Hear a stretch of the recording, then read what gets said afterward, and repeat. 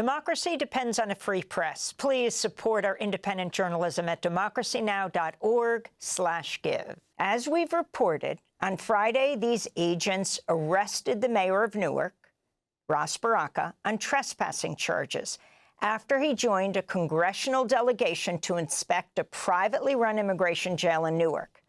The Department of Homeland Security has also threatened to arrest the 3 Democratic lawmakers who visited the ICE jail, LaMonica McIver, Rob Menendez, and Bonnie Watson Coleman.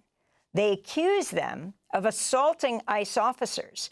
This is DHS spokesperson Tricia McLaughlin on CNN Saturday.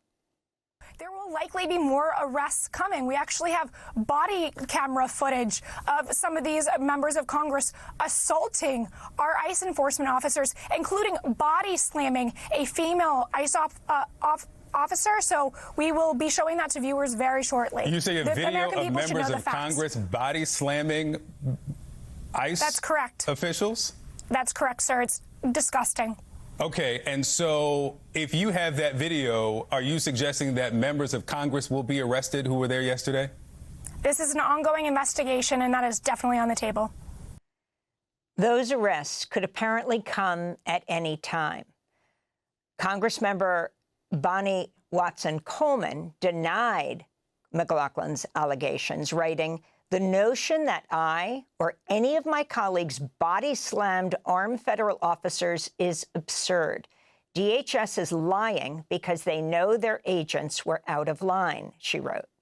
Meanwhile, Congressmember Rob Menendez issued a statement, quote, "As members of Congress, we have a legal right to conduct oversight at any DHS facility without prior notice, as we have already done twice this year. Throughout every step of this visit, ICE attempted to intimidate everyone involved and impede our ability to conduct oversight. This is like nothing I've ever seen before, and I'm shocked and disturbed that something like this happened in our community," Menendez said. For more, we are joined by Democratic New Jersey Congresswoman Bonnie Watson Coleman. Coleman is an 80-year-old cancer survivor. She was out on Friday, along with fellow Congress members McIver and Menendez. And when Mayor Baraka was being arrested, they were trying to shield him. New Jersey Congresswoman Bonnie Watson Coleman, welcome back to Democracy Now! If you can respond to what the DHS spokesperson said, calling your actions, the actions of the delegation, disgusting.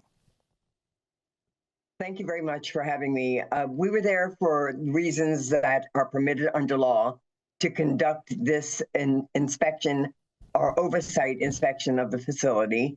We were delayed and delayed and delayed, and there was one excuse after another. Finally, everyone showed up from the Newark offices of ICE. We thought now we were going to start the tour. That didn't happen. We went outside because we understood the mayor was there and these ICE officials were going down to meet him. We were there when they asked him to leave. He turned around, walked away, walked behind the gates, and went on public property. We thought now we were going to proceed to go to do our tour. We saw ICE members huddling together on the phone. And the next thing we heard was, we're going to arrest the mayor. We're going to lock him up. And we asked, well, why? He's on public property. You asked him to leave, he left. There was no issue with his leaving. And so when they opened the gate, they rushed upon him with several officers, maybe 20 or so. And LaMonica and Rob and I tried to shield the mayor. We tried to stand between them and the mayor, hoping that this thing would not escalate. At the same time, we were saying, why are you doing this? Why are you doing this? He hasn't done anything. And then you saw the chaos after that. You know, it's interesting. They said, Department of Homeland Security, they're releasing the footage. They released it. They said it would show the body slamming. We don't see any such thing in the video they released. You're now calling for the full video to be released? Looking for the full video to be released, and anyone else that was filming from their own personal cameras and other cameras while we were there. There was no body slamming. The Department of Homeland Security, or the representatives from the administration are doing what they do consistently, and that is to lie and to deflect and to try to create legitimacy for illegitimate things that they are doing. And so we need people to see this. This is a very scary moment in our governance and our towns across the nation. And we're very concerned about other folks just trying to go about their lives and being accosted and being held and being disappearing under this administration. This is very un-American, and this is just very scary. Now, Congressmember Bonnie Watson Coleman, you actually got to tour the facility after Baraka was arrested. Number one, I was wondering if you saw him in a cell. But number two, can you tell us what you and Menendez and McIver, the three of you saw inside? So we toured the facilities. We toured the area where they were holding people, the area where you would eat, the area where you cook, some of the bathroom facilities, the medical area. The place is not as clean as it could be, but relatively so. They're staffing up now, and they're waiting for ICE to approve the new individuals to come in. So there were things like dirt balls on the floor. We went into the elevator to go up to the second floor. We had a hard time getting on the elevator with the person who's the director of the facility. When we wanted to leave the second floor, we got onto the elevator and the elevator wouldn't move. So one of the complaints and concerns, the safety and security of the elevators. And that's one of the issues that's been under inspection. But we did conduct it. We talked to several of the women who were there. There were 5 women, I believe, all of whom were confused. They hadn't had a chance to talk to their lawyers or their families. They didn't know what was going to happen next. They were being fed. They were not being treated poorly by the staff, but the staff was minimal in the facility. But clearly, these were women from Honduras, Venezuela, and another place that I can't remember, who were just really concerned about what was going to happen to them next. New Jersey Congressmember Bonnie Watson Coleman, you are 80 years old. You're a cancer survivor. You publicly talked about what that battle was all about. And the last video that you just put out is about what's happening today in Congress. It's about the Republican leadership attempting to cut something like $800 billion from Medicaid. I'm wondering if you can comment on what's taking place now in Congress. Well, we're going to have a series of hearings this week, actually, on the president's so-called skinny budget. But there is $880 billion in directions to cut out of the energy and commerce, and 75% of that money goes to Medicaid, that goes to the states to take care of people who are in nursing homes, have disabilities, need health care in some form or another, and meet certain other socioeconomic eligibilities. It also covers children, the Children's Health Care Program. If you're going to cut $880 billion out of a budget, when 75% of that budget goes to that purpose, then you're going to end up cutting life-saving Medicaid help to those who are in nursing homes, to the elderly, to the disabled, et cetera. And Republicans keep lying to us about, or lying to the country, because they can't lie to us. We see the facts that they're not going to cut Medicaid.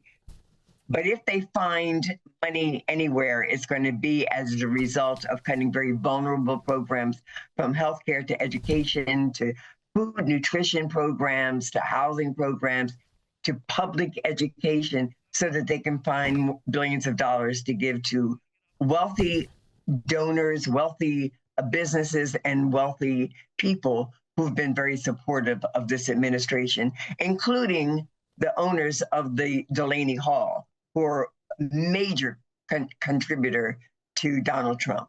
This is a corrupt administration. This is an administration that lies every day. This is an administration that is wreaking havoc in our communities, in our economy, and scaring the dickens out of people. Congressmember Coleman is a member of the House Budget and Appropriations Committee. Before you go, we spoke to you earlier this year when you attended President Trump's address to Congress with a guest, Dr. Adam Hamawi, a reconstructive surgeon and Army veteran who'd recently volunteered in Gaza, also provided life-saving care to now Democratic Senator Tammy Duckworth of Illinois when she was wounded in the Iraq War in 2004, had her legs blown off.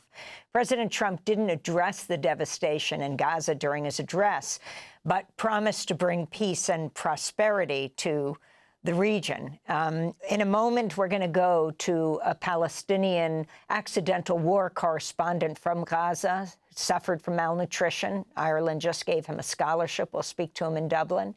But I'm wondering your thoughts as the new Pope, Pope Leo XIV, just called for a ceasefire in Gaza, and what President Trump has talked about will happen to Gaza and his support for Netanyahu, the Prime Minister of Israel.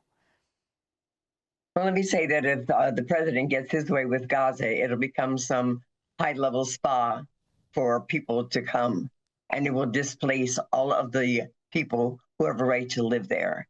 And Netanyahu is continuing this war because, just like the president, he has a very corrupt environment. He has to face the courts at some point, but if he keeps the war going, then he's not going to have to face the courts and then be answerable for his corruption.